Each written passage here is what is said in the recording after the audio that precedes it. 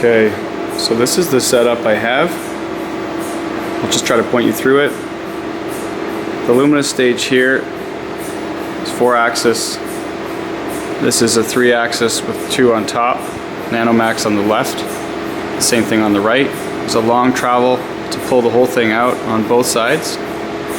And underneath, hanging off this breadboard here, is another stage right in here. Now I'll focus in on the device there. You can see it's hanging from the top. And right now I've got one of your lenses installed on the right and on the left. I have a Monix EDFA up here, which is supplying telecom input, which I'll plug into one of your fibers here. That's the telecom side. Here I have the 8-meter PM fiber, which is going to plug in to this guy. And so we're injecting from sort of 780 to 1550, or 775 to 1550, 1550 to 775. And these are 2 single photon detectors, which I then use. Here's the fiber input here, and another fiber input here. I have a pump removal splitter here, and then it goes into a standard Thorlabs 1550 or 5050 beam splitter. Okay? The first red cable connects to the first detector, which is just cooling right now. And there's a delay in here. Big massive coil inside that case there, which then comes out to Bob. Okay, so I've taken these 2 fibers and I've installed them in a rotating mount. So this thing can move. This thing will rotate around, okay, and then I can set the polarization on the input. Okay, so now I'm going to set the polarizer. I've installed the fiber here into the Nanomax stage. You can see the beam at the 780 light is sort of sitting in the middle there. And I'm just going to rotate this until I don't see that beam. Okay, and then I rotate it past or whatever, you know, you get the point. And so there's roughly where we have anti-diagonal polarization, or whatever is orthogonal to this, which is set at 45. Once I've got the polarization set, I then shoot in a nice bright laser here, and I rough align through 2 pinholes that I've set up here. You can see them here and here. So I do the same thing here. I pull out the 780 side and I install the 1550 beam. As you can see that I align that one up as well between the 2 pinholes here and here. Okay, so I've got them roughly aligned in the red, as you can see here. I'll see if I can see the laser there. So I've got it nicely coming out just with a 650 alignment laser, and now I'm going to optimize it at 780. Okay, so I've got it nicely aligned with a 650 alignment laser.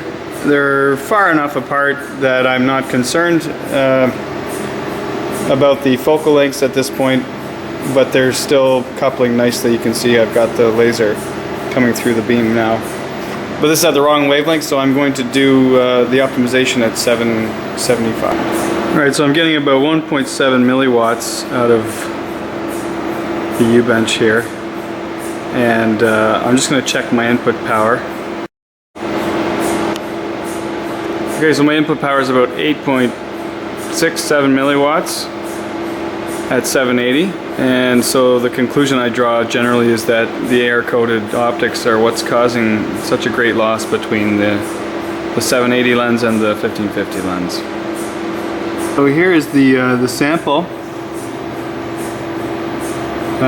So it's sitting on it's got a little metallic holder there, and it's held on by a magnet. Okay, so it's installed. I just clicked it on there, right here. It clicks on, and it's sort of set in the middle now between the 2 lenses, but it's of course not really aligned very well. So I'm going to do that with second harmonic generation. So we'll do that now. Okay, I'm just going to leave this here and show you real time how I do this alignment. It's totally out of alignment right now. So I'm just basically going to be looking at this screen here. Samples in. This is set at about 10 milliwatts. And I'm just going to sort of roughly align this thing by eye. And have a look at it, see if I can, oh, there we go. So at 10 milliwatts, I've already got a little bit of signal coming through on my spectrometer. So let's just see how that worked. So basically this output here is now going to a fiber which is hooked up to that big black thing, which is a liquid nitrogen cooled camera. And that is being, the spectrum is recorded here. So as I'm pumping with my broadband EDFA here, it's coming through the yellow cable and into the back of your first telecom lens. And then I just move the sample into the path, and it's about 10 milliwatts or so. Well, it's actually 8.6, and it's a really weak signal.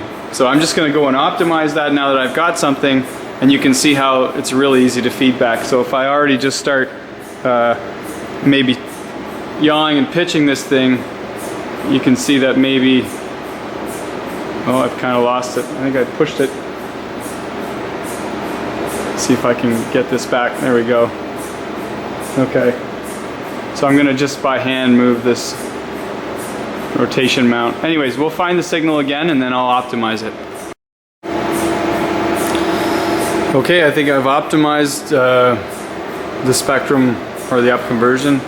It's not as good as the last time I had this lens pair, but I seem to not be able to get any better. I'm sitting at around 67 milliamps, which doesn't even register as power on the EDFA, and we're seeing a reasonable signal here.